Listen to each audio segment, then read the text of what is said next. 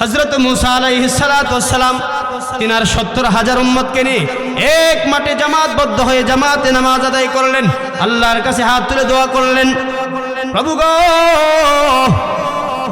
বৃষ্টির প্রয়োজন, বৃষ্টি দেন না। জামাতে নামাজ আদায় করে আল্লাহর কাছে দোয়া করতেছে বৃষ্টির জন্য, বৃষ্টি তো হলোই না, আরো রৌদ্রের তাপমাত্রা বেড়ে গেল। বলেন না সুবহানাল্লাহ। আল্লাহ রাব্বুল আলামিন বলেন, হে মুসা, তোমাদের এত বড় জামাতের মধ্যে এমন একজন পাপিষ্ঠ লোক আছে, যেই লোকটা গত 40 বছর যাবৎ আমি আল্লাহ তাআলার একটা ভালো কাজও করে নাই, বরং সে নাফরমানি করেছে। সেই নাফরমান, অত্যাচার, জুলুম যতক্ষণ পর্যন্ত তোমাদের এত বড় জামাত থেকে বের না হবে, আমি আল্লাহ ততক্ষণ বৃষ্টি দেব না। আল্লাহ রাব্বুল আলামিন বলতেছেন, হে মুসা, তোমাদের এত বড় জামাতের মধ্যে এমন একজন পাপিষ্ঠ লোক আছে, যেই লোকটা 40 বছর যাবৎ আমি আল্লাহর নাফরমানিতে লিপ্ত ছিল, একটা ভালো কাজও করে নাই। সেই লোকটা যতক্ষণ তোমাদের এই জামাত থেকে বের না হবে, ততক্ষণ আমি আল্লাহ কি দেব না? বৃষ্টি দেব না। হযরত মুসা আলাইহিস সালাতু ওয়াস সালাম আল্লাহ রাব্বুল আলামিনের ঘোষিত কথা প্রকাশ করে দিলেন, ঘোষণা করে দিলেন, কে আছো? এমন কে আছো পাপী? তুমি আমার জামাত থেকে বের হয়ে যাও। এত বড় পাপিষ্ঠ লোককে তুমি, আমাদের এই বিশাল জামাত থেকে তুমি বের হয়ে যাও। তোমার কারণে আল্লাহ বৃষ্টি দিচ্ছে না, সমস্ত লোকেরা কষ্ট পাচ্ছে। আমার ভাইয়েরা, পাপী লোকটা একবার ডানে তাকায়, আর একবার বামে তাকায়, একবার সামনে তাকায়, আর একবার পিছনের দিকে তাকায়, চতুর্দিকে দেখে মানুষ আর মানুষ। পাপী লোকটা চিন্তা করে, আমি যদি এখন সকলের সামনে বের হয়ে যাই, সকলেই আমাকে চিনে ফেলবে, আর আমি হব যুগশ্রেষ্ঠ অপমানিত।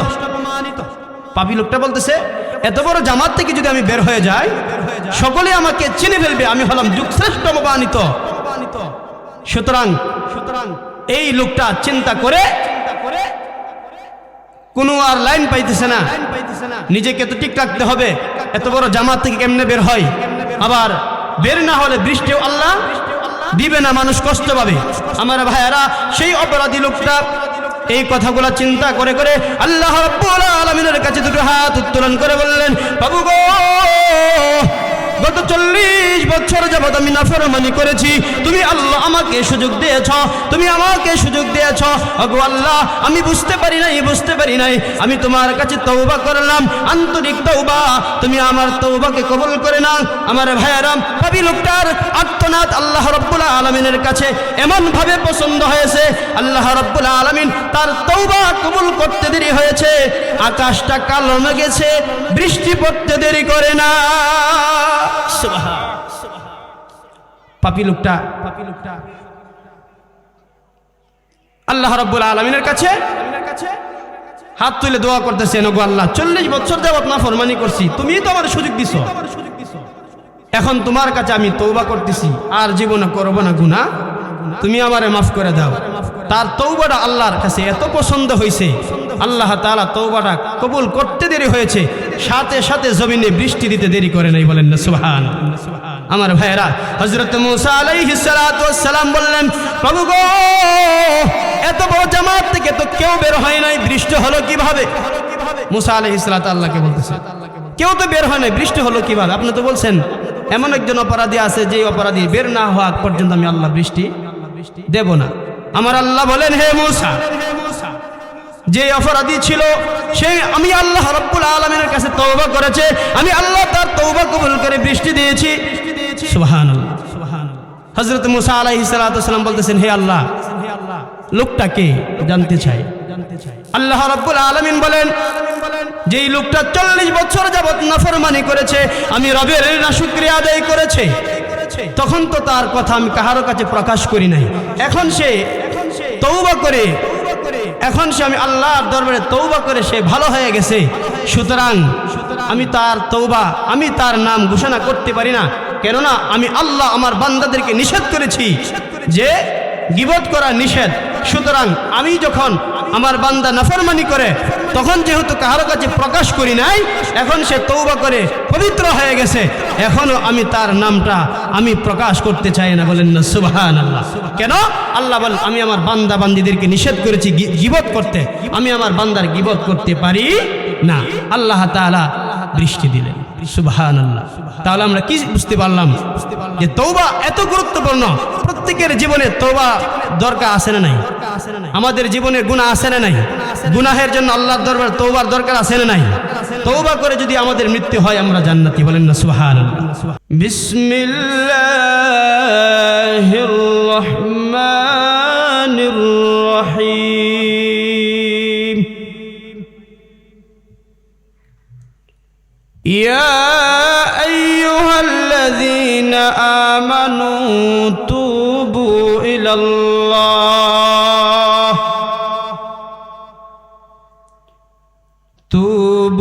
ইলাল্লাহ তাওবাতান নাসুহা।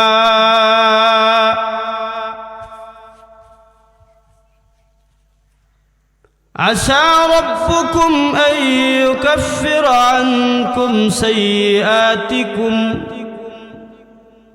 ويدخلكم جنات تجري من تحتها الأنهار صدق الله العظيم وصدق رسوله النبي الكريم ونحن على ذلك من الشاهدين والشاكرين والحمد لله رب العالمين.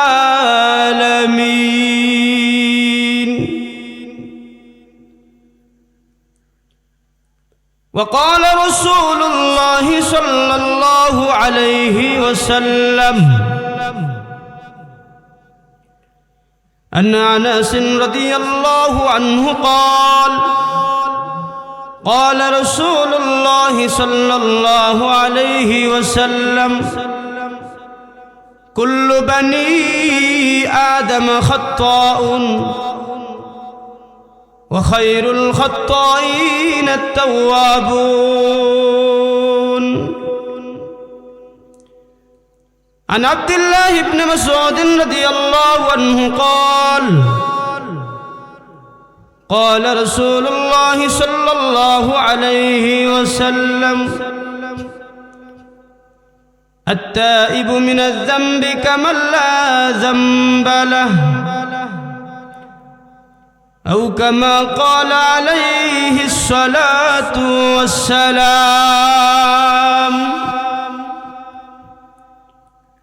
إن الله وملائكته يصلون على النبي يا أيها الذين آمنوا صلوا عليه وسلموا تسليما. اللهم سيدنا مولانا محمد وعلى آله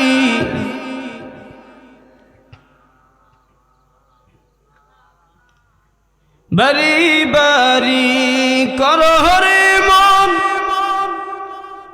সে বারি তো তোমার না আসল বারি কবরেতে ধুলাবালির বিছানা। আল্লাহুম্মা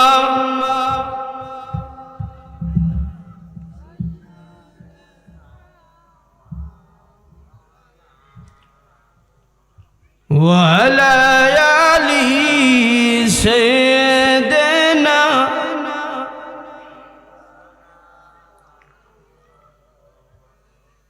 أقو الله الحبيب الله আপনার নাহি তুলনা আপনার নূরের পরশ লেগে এসরিব হইল মদিনা।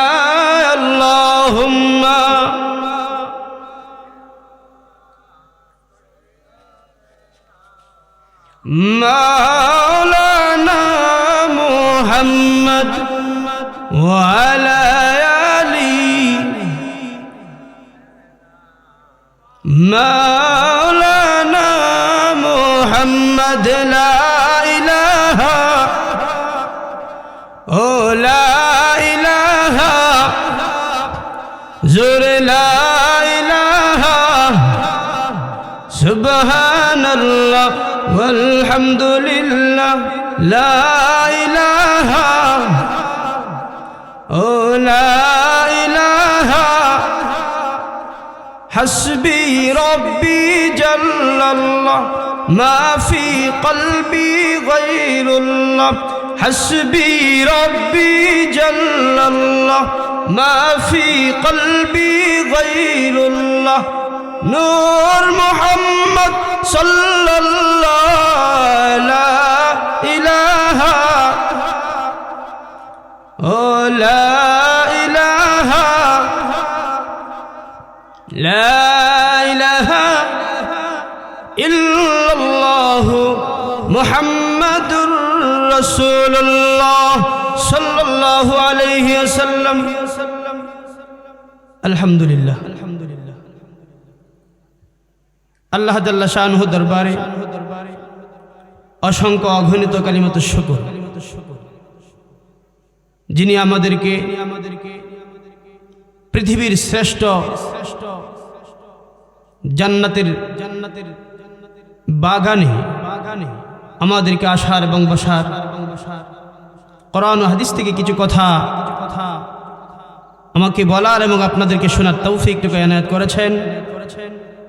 সেজন্য মালিকের দরবারে অন্তঃস্থল থেকে কালিমাতুশ শুকর আদায় করছি। জুরিয়া সিল্লাহ বলি আলহামদুলিল্লাহ। সম্মানিত এলাকাবাসী, আমি সকলকে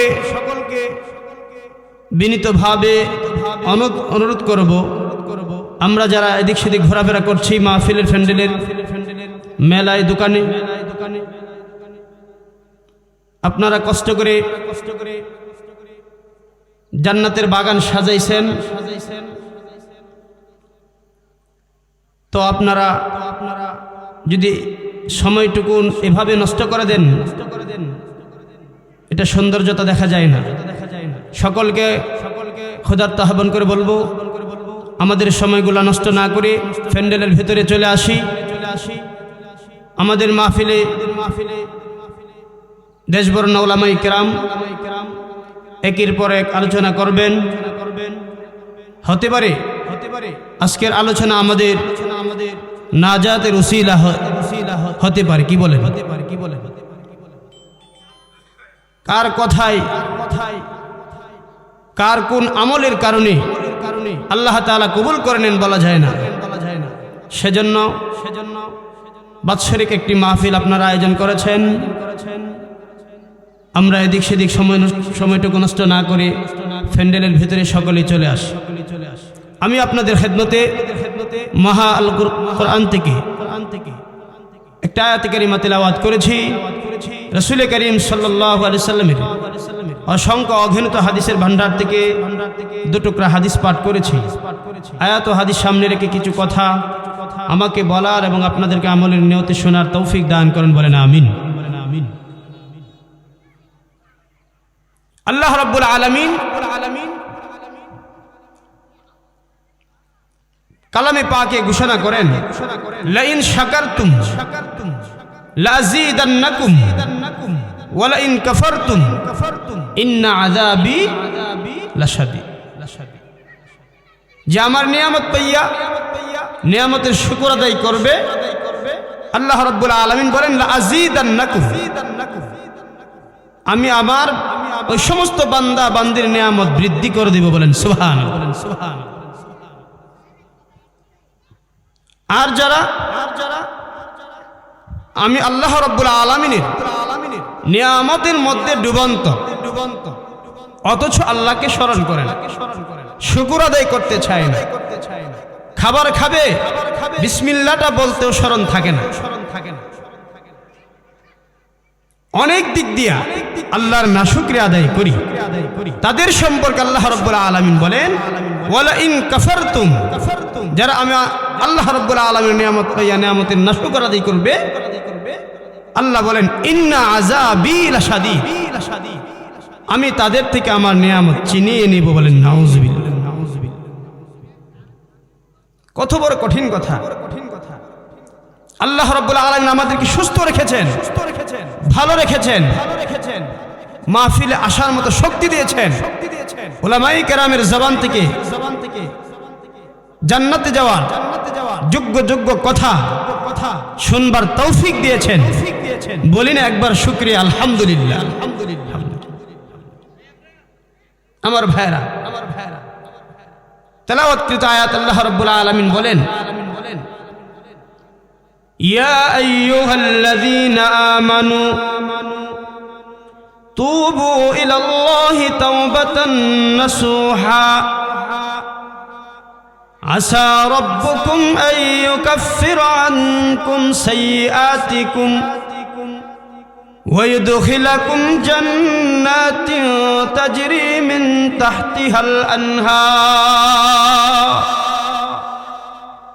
আমার ভাইরা, আল্লাহ পাক রব্বুল আলামিন বলেন ইয়া আইয়ুহাল্লাযীনা আমানু, ঈমানদারদেরকে ডাক দিয়ে বলেন হে ঈমানদাররা, হে মুমিনগণ, তুবু ইলাল্লাহ, তোমরা রবের কাছে তওবা করো, তোমরা আমি আল্লাহ রাব্বুল আলামিনের কাছে গুনার জন্য তওবা করো। তাওবাতান নাসুহা। আমার ভাইরা, আল্লাহ রাব্বুল আলামিন বলেন তোমরা জীবনের গুনার জন্য আমি আল্লাহর কাছে তওবা করবে। তোমাদের তওবাটা কেমন হবে? বলে আন্তরিক তওবা। কি তওবা? আন্তরিক তওবা। তাওবাতান নাসুহা। আল্লাহ বলতেছেন তোমরা আমার কাছে তওবা করো, তওবা করো। তওবাটা কেমন হবে তাও বলে দিচ্ছেন, তাওবাতান নাসুহা, আন্তরিক তওবা। আসা রাব্বুকুম আন ইউকাফফিরা আনকুম সাইয়্যাতিকুম। যদি আমরা আল্লাহ রাব্বুল আলামিনের কাছে আমাদের জিন্দেগীর গুনার জন্য তওবা করতে পারি, আন্তরিক তওবা, আশা করা যায় রব্বুল আলামিন আমাদের আপনাদের জিন্দেগীর গুনাহ খাতা মাফ করে দিবেন। বলেন সুবহানাল্লাহ। যদি আন্তরিক তওবা করতে পারি, অন্তর দ্বারা মাওলার কাছে যদি আন্তরিক তওবা করতে পারি, আল্লাহ বলেন আমি তোমাদের জিন্দেগীর গুনাহ খাতা মাফ করে দিব। বলেন সুবহানাল্লাহ। ওয়া ইদখিলাকুম জান্নাতিন তাজরি মিন তাহতিহাল আনহার। আল্লাহ বলতেছেন হে আমার ঈমানদারেরা, আমার মুমিনগণ, তোমরা যদি আমি আল্লাহ রাব্বুল আলামিনের কাছে আন্তরিক তওবা করতে পারো, আল্লাহ বলেন আমি তোমাদের জিন্দেগীর গুনাহ খাতা মাফ করে দিই, আমি তোমাদেরকে আমার তৈরি জান্নাতে প্রবেশ করাবো। বলেন সুবহানাল্লাহ।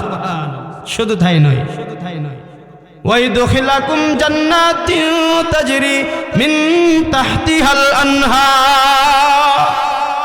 আল্লাহ বলেন তোমাদেরকে যে আমি জান্নাত দেব, সেই জান্নাতের নিচ দিয়ে নদী প্রবাহিত। বলেন সুবহানাল্লাহ। যেন আমার বান্দা বান্দির পিপাসার্থ না লাগে। বলেন না সুবহানাল্লাহ। তাহলে কিসের বিনিময়ে? আন্তরিক তওবা। যেই তওবার পরে, যেই গুনাহ থেকে আমরা তওবা করব, তওবার পরে যেন এই গুনাহটা আমার আপনার জিন্দেগিতে আর না হয়, তাকেই বলা হয় আন্তরিক তওবা। বলেন সুবহানাল্লাহ। তওবার শাব্দিক অর্থ হলো ফিরে আসা, গুনাহ থেকে ফিরে আসা। তাওবাতান নাসুহা সম্পর্কে হযরত হাসান বসরি রাহমাতুল্লাহি আলাইহি বলেন তাওবাতান নাসুহা হলো আন্তরিক তওবা। তাওবাতান নাসুহা হলো আপনার আমার জিন্দেগীর গুনার কথা অনুশোচনা করা, ভবিষ্যতে সেই গুনাহের কাজে ধারে কাছে না যাওয়ার দৃঢ় সংকল্প করা। বলেন সুবহানাল্লাহ। হাসান বসরি রাহমাতুল্লাহ আলাইহি বলতেছেন যে বিগত গুনাহের জন্য অনুতপ্ত করা এবং ওই গুনাহের গুনাহের ধারে কাছে না যাওয়ার দৃঢ় সংকল্প করা। আমার ভাইয়েরা, ইমাম কালবী রাহমাতুল্লাহি আলাইহি বলেন, তাওবাতুন নাসুহা হলো মুখে ক্ষমা প্রার্থনা করা, অন্তরে অনুশোচনা করা এবং আমার আপনার অঙ্গ প্রত্যঙ্গের ধারা ভবিষ্যতে কোনো গুনাহের কাজে না যাওয়ার দৃঢ় সংকল্প করা। বলেন সুবহানাল্লাহ। ইমাম কালবী রাহমাতুল্লাহি আলাইহি বলেন যে তাওবাতুন নাসুহা হলো মুখে ক্ষমা প্রার্থনা করা, আল্লাহ আমাদের জিন্দেগীর গুনাহ খাতা মাফ করে দাও, এবং ওই গুনাহের কাছে ভবিষ্যতে আমার আপনার অঙ্গ প্রত্যঙ্গের কোনো একটা অঙ্গ দ্বারা ওই গুনাহে না হয়, এই জন্য দৃঢ় সংকল্প করা। বলেন সুবহানাল্লাহ। আমার ভাইরা, হযরত আলী রাদিয়াল্লাহু তাআলা আনহু, তিনাকে প্রশ্ন করা হলো, হে আলী, তাওবাতুন নাসুহা কারে বলে? তাওবাতুন নাসুহা কি? হযরত আলী রাদিয়াল্লাহু তাআলা আনহু বলেন, 6টা বিষয়ের একত্র সমাবেশকে তওবা বলে। কয়টা বাজান? 6টা বিষয়ের একত্র সমাবেশকে তওবা বলে। হযরত আলীকে প্রশ্ন করলেন, হুজুর তওবা কি? তওবা তো বুঝি না। তখন তিনি বলতেছেন, হযরত আলী রাদিয়াল্লাহু তাআলা আনহু বলতেছেন, 6টা বিষয়ের একত্র সমাবেশকে তওবা বলে। 1 নাম্বার, হযরত আলী রাদিয়াল্লাহু তাআলা আনহু গনে গনে 6টা বিষয়ের সমাবেশকে একত্র তওবা বলে। গনে গনে তিনি বলে দিলেন, নাম্বার 1, তোমাদের জিন্দেগীর পূর্বে যত অন্যায় অপরাধ হয়েছে, সমস্ত অন্যায় অপরাধের কথা চিন্তা করে করে অনুশোচনা করা। বলেন সুবহানাল্লাহ। আমরা এখানে যারা আসছি, বসেছি, আমরা কি একজনে বলতে পারবো এই পর্যন্ত আমাদের জিন্দেগিতে কোনো গুনাহ হয়েছে না? এই কথা কি বলতে পারবো? ঠিক। হযরত আলী রাদিয়াল্লাহু তাআলা বলতেছেন, 1 নাম্বার, তোমার জীবনে, তোমার জিন্দেগিতে যত অন্যায় অপরাধ আছে, সমস্ত অন্যায় অপরাধের কথা স্মরণ করে অনুশোচনা করো, আল্লাহর কাছে তওবা করো। বলেন সুবহানাল্লাহ। কয় নাম্বার? কয় নাম্বার হয়েছে? 1 নাম্বার। আমার ভাইয়েরা, হযরত আলী রাদিয়াল্লাহু তাআলা আনহুকে জিজ্ঞাসা করা হলো, হুজুর তওবা কি বুঝি না? হযরত আলী রাদিয়াল্লাহু তাআলা আনহু 6টা বিষয়ের একত্র সমাবেশকে তওবা বলেছেন। তার মধ্যে 1 নাম্বার বললাম। 2 নাম্বার হলো বালেগ হওয়ার পর থেকে আল্লাহ রাব্বুল আলামিন আমার আপনার উপর যেই সমস্ত ফরজ বিধান দিয়েছিলেন, আমার আপনার জীবন থেকে যে সমস্ত ফরজ বিধান ছেড়ে দিয়েছি, ওয়াজিব তরক করেছি, হযরত আলী বলেন 2 নাম্বার হলো সেই সমস্ত আল্লাহর বিধান ছেড়ে দেওয়া ফরজের কথা আর জীবন থেকে ওয়াজিব ছুটে যাওয়ার কথা স্মরণ করে করে কাজা আদায় করা। বলেন সুবহানাল্লাহ। আমরা এখানে যারা বসেছি, আমাদের জীবনে কত ওয়াক্ত নামাজ কাজা হয়েছে? হিসাব আছে? হিসাব আছে? হযরত আলী রাদিয়াল্লাহু তাআলা আনহু তিনি বলতেছেন, 6টা বিষয়ের একত্র সমাবেশকে তওবা বলে। তার মধ্যে 2 নাম্বার হলো, ও আমার বান্দারা, ও নবীর উম্মতেরা, তোমাদের জীবন থেকে আল্লাহ রাব্বুল আলামিনের দেওয়া বিধান, ফরজ, নামাজ যতগুলো তোমরা ছেড়ে দিয়েছো, যতগুলো ওয়াজিব ছেড়ে দিয়েছো, সেই সমস্ত ফরজ এবং ওয়াজিবের কথা স্মরণ করে করে কাজা আদায় করা। কাজা আদায় করা। আমার জীবন থেকে 4 রাকাত নামাজ ছুটে গেছে, কাজা নামাজের নিয়ত করলাম, আল্লাহু আকবার। এইভাবে কাজা, ফরজ, নামাজ, ওয়াজিব আমলগুলা কি করা? কাজা আদায় করা। 2 নাম্বার তওবা। আমার ভাইয়েরা, হযরত আলী রাদিয়াল্লাহু তাআলা আনহুকে প্রশ্ন করলেন, হুজুর তাওবা কি? হুজুর বলতেছেন, 6টা বিষয়ের একত্রে সমাবেশকে তাওবা বলে। তার মধ্যে 3 নাম্বার। 3 নাম্বার হলো অন্যায়ভাবে কাহারো ধন সম্পদ গ্রহণ করে থাকলে সেগুলা ফেরত দেওয়া। বলেন না সুবহানাল্লাহ। জুলুম করে, ক্ষমতার কারণে যে কোনো পর্যায়ে আপনি যদি অন্যের মাল আত্মসাৎ করেন, সেইগুলা আপনি ফেরত দিতে হবে, সেটার নাম তওবা। বলেন না সুবহানাল্লাহ। আমার ভাইরা, হযরত আলী রাদিয়াল্লাহু তাআলা গনে গনে গনে ছয়টা বিষয়ের একত্র সমাবেশকে তওবা বলেছেন।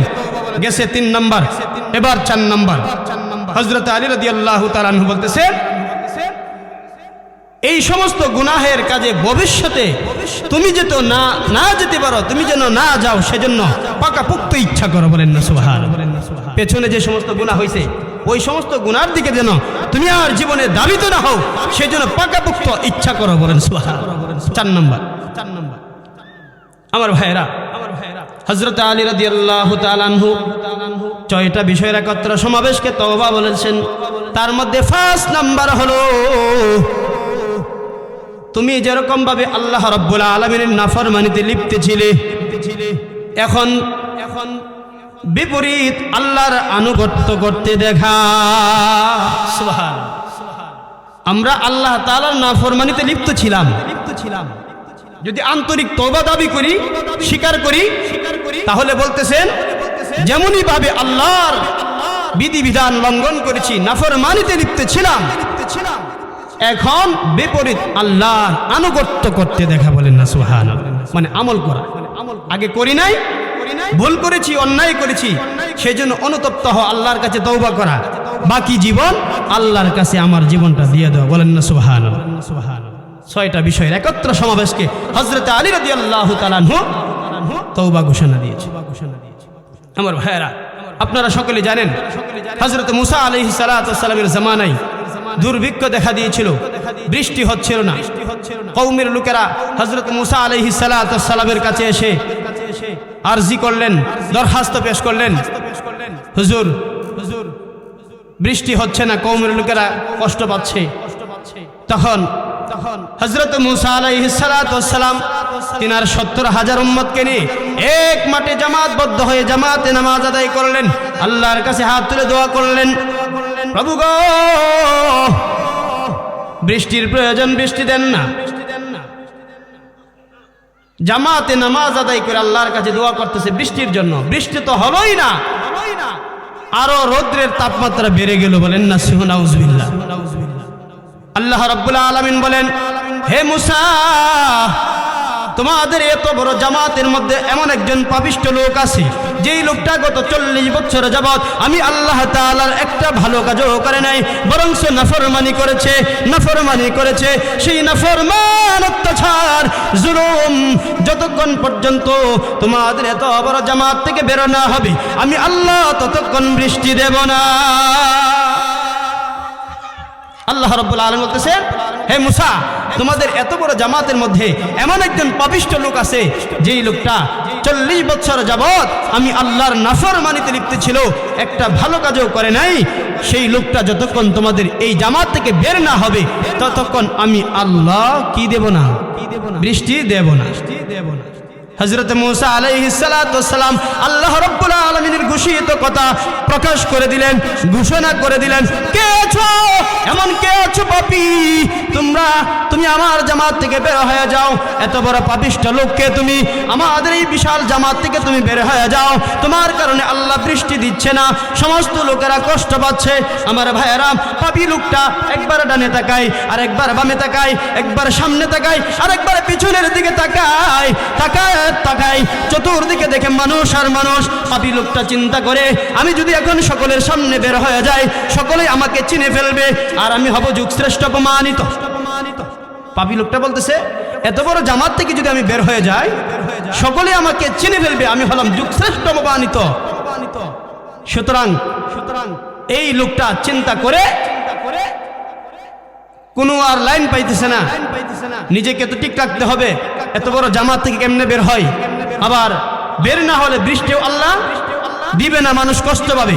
আমার ভাইয়েরা, সেই অপরাধী লোকটা এই কথাগুলো চিন্তা করে করে আল্লাহ রাব্বুল আলামিনের কাছে দুটো হাত উত্তোলন করে বললেন, বাবু গো, গত 40 বছর যাবত আমি নাফরমানি করেছি, তুমি আল্লাহ আমাকে সুযোগ দিয়েছ, ওগো আল্লাহ, আমি বুঝতে পারি নাই, আমি তোমার কাছে তওবা করলাম, আন্তরিক তওবা, তুমি আমার তওবাকে কবুল করে নাও। আমার ভাইয়েরা, পাপী লোকটার আর্তনাদ আল্লাহ রাব্বুল আলামিনের কাছে এমন ভাবে পছন্দ হয়েছে, আল্লাহ রাব্বুল আলামিন তার তওবা কবুল করতে দেরি হয়েছে, আকাশটা কালো হয়ে গেছে, বৃষ্টি পড়তে দেরি করে না। পাপী লোকটা আল্লাহ রাব্বুল আলামিনের কাছে হাত তুলে দোয়া করতেছেন, ওগো আল্লাহ 40 বছর যাবত নাফরমানি করছি, তুমিই তো আমার সুযোগ দিছো, এখন তোমার কাছে আমি তওবা করতেছি, আর জীবনে করব না গুনাহ, তুমি আমারে মাফ করে দাও। তার তওবাটা আল্লাহর কাছে এত পছন্দ হয়েছে, আল্লাহ তাআলা তওবাটা কবুল করতে দেরি হয়েছে, সাথে সাথে জমিনে বৃষ্টি দিতে দেরি করে নাই। বলেন না সুবহানাল্লাহ। আমার ভাইয়েরা, হযরত মুসা আলাইহিস সালাতু ওয়াস সালাম বললেন, প্রভু গো, এত বড় জামাত থেকে তো কেউ বের হয় নাই, বৃষ্টি হলো কিভাবে? মুসা আলাইহিস সালাতু আল্লাহকে বলতেছে, কেউ তো বের হয় নাই, বৃষ্টি হলো কিভাবে? আপনি তো বলছেন এমন একজন অপরাধী আছে, যে অপরাধী বের না হওয়া পর্যন্ত আমি আল্লাহ বৃষ্টি দেব না। আমার আল্লাহ বলেন, হে মুসা, যে অপরাধী ছিল সে আমি আল্লাহ রাব্বুল আলামিনের কাছে তওবা করেছে, আমি আল্লাহ তার তওবা কবুল করে বৃষ্টি দিয়েছি। সুবহানাল্লাহ। হযরত মুসা আলাইহিস সালাতু ওয়াস সালাম বলতেছেন, হে আল্লাহ, লোকটা কে জানতে চাই। আল্লাহ রাব্বুল আলামিন বলেন, যেই লোকটা 40 বছর যাবত নাফরমানি করেছে, আমি রবের নাশুকরিয়া আদায় করেছে, তখন তো তার কথা আমি কাহারো কাছে প্রকাশ করি নাই, এখন সে তওবা করে, এখন সে আমি আল্লাহর দরবারে তওবা করে সে ভালো হয়ে গেছে, সুতরাং আমি তার তওবা, আমি তার নাম ঘোষণা করতে পারি না, কেননা আমি আল্লাহ আমার বান্দাদেরকে নিষেধ করেছি যে গীবত করা নিষেধ।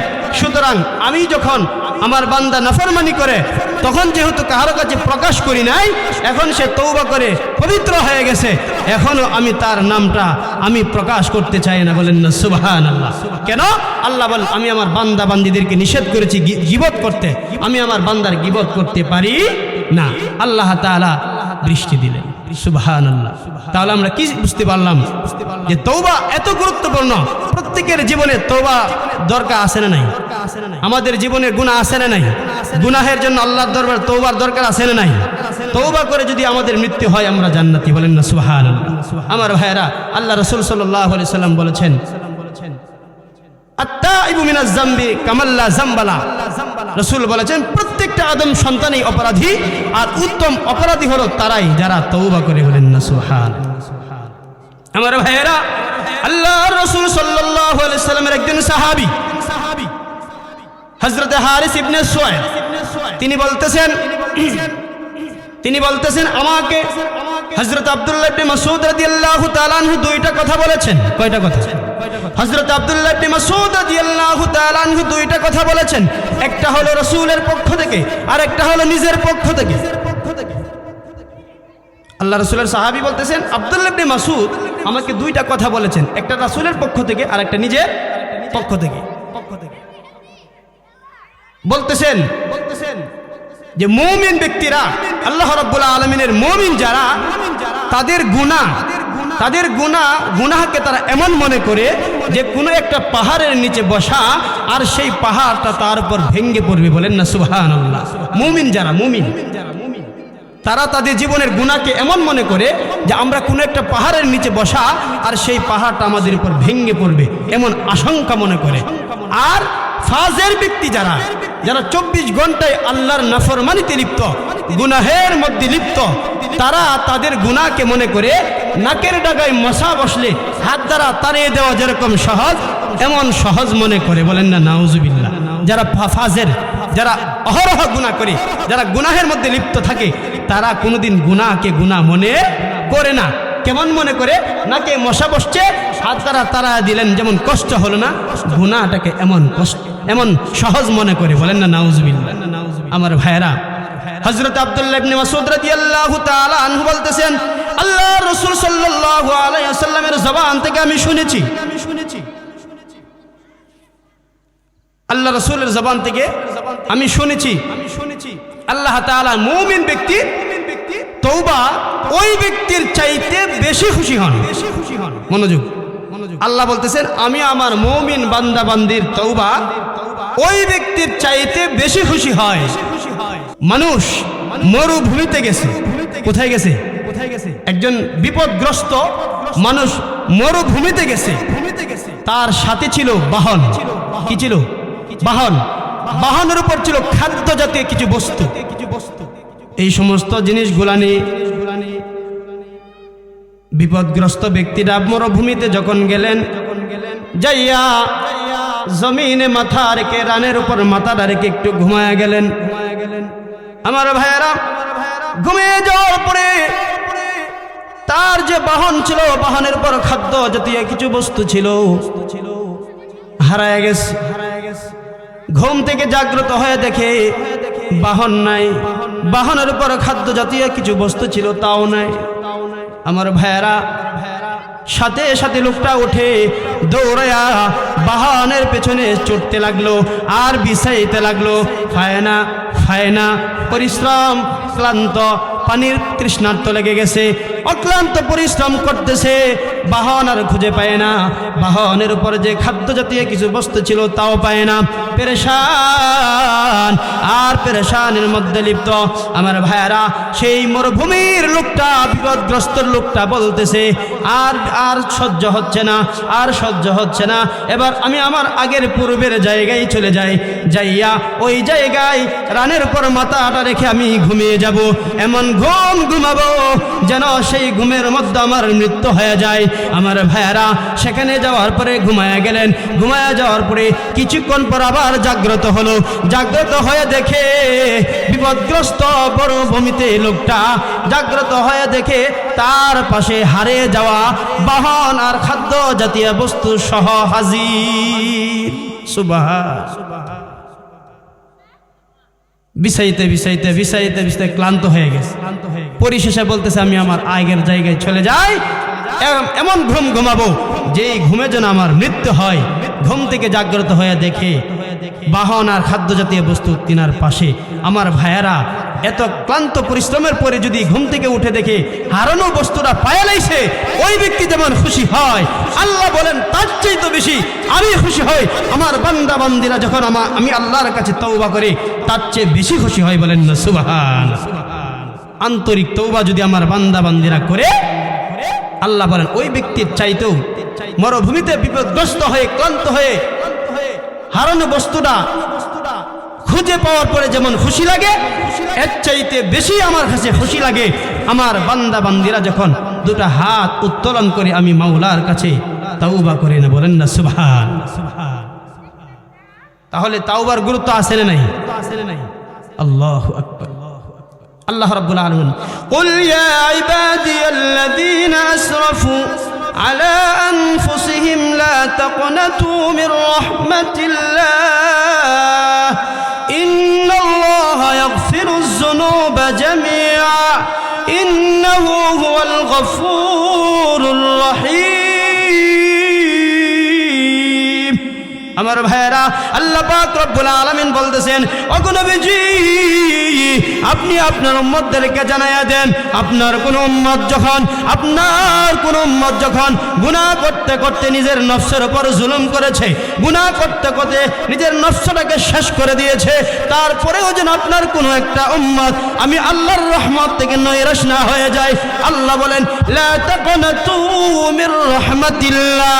ওগো নবীজি, আপনি পৃথিবীর বুকে আপনার উম্মতদেরকে আপনি ঘোষণা দিয়ে দেন, আপনার একটা উম্মতও যেন গুনাহ করে করে নফসটাকে জ্বালায়া ফুরাইয়া দিয়েছে, তারপরেও যেন আমি আল্লাহর রহমত থেকে নৈরাশ না হয়ে যাই।